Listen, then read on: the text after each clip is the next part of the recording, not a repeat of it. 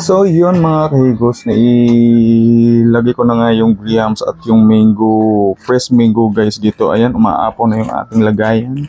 At imimix lang natin siya para mas maganda bago ilagay natin sa ating lagayan, bago natin ilagay sa freezer.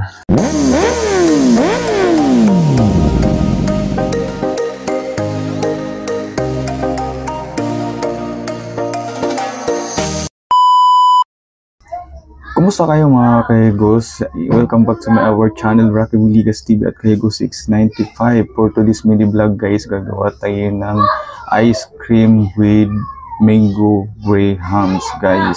Ayan, homemade ng kahigos nyo. Ako mismo ang gagawa para sa inyo. Hindi, para sa family kahigos. So, let's go. So, yun mga kahigos, haluin lang natin tong all-purpose cream natin na mag-mix siya. Maganda talaga yung galing sa freezer or ref para hindi malapot yung kanyang bago natin ilagay yung condensed mango flavor. So, at ilagay na natin yung mango condensed cream. So yun mga kahigos, ibuhos na natin para mas mabilis natin siya ma-mix dito sa ating condensed all-purpose cream. Nubos ko na yung isang lata.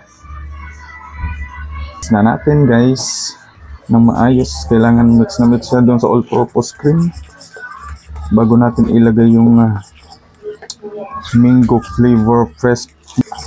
Hindi na pala kailangan na lagyan pa natin ng mag-add tayo ng food color kasi yun napanood ko kasi optional din lang naman yon guys.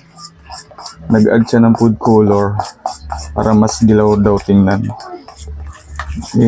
Dilaw naman na yung yung mango condensed milk natin guys. So first time natin gumawa ng ice cream homemade mango grahams flavor. I-mix lang natin siya masyado para mas maganda yung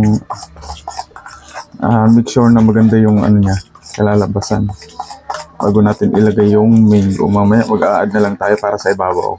So yun mga kahigos, na ilagay ko na nga yung grahams at yung mango, fresh mango guys dito. Ayan, umaapaw na yung ating lagayan at imimix lang natin siya para mas maganda bago ilagay natin sa ating lagayan, bago natin ilagay sa freezer guys, para maging ice cream na talaga siya, no?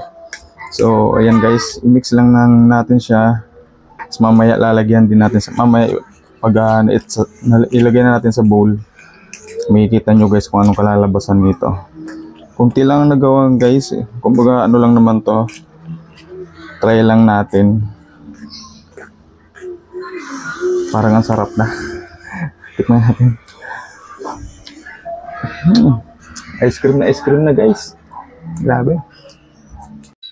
So yun guys, tapos na nga ang ating ice cream mango with grahams. Yan guys, ito na yung finished product natin guys. Oh, di ba? So ilalagay na natin sa ref. Siyempre tatakpan muna natin. Mayroong magugulo na naman dito sa ating ginagawang vlog guys. So yun lang mga kahigos, sa mga hindi pa nakapag-follow dyan, nakapag-subscribe, please subscribe for support sa kahigos nyo. And then don't forget to share and comment down below guys kung nagustuhan niyo itong video. Mango grahams ice cream homemade ni kahigos nyo guys. Ako mismo talagang gumawa, kita nyo naman sa video. So yun lamang mga kahigos, hanggang dito na lang. Salamat, thank you, bye bye.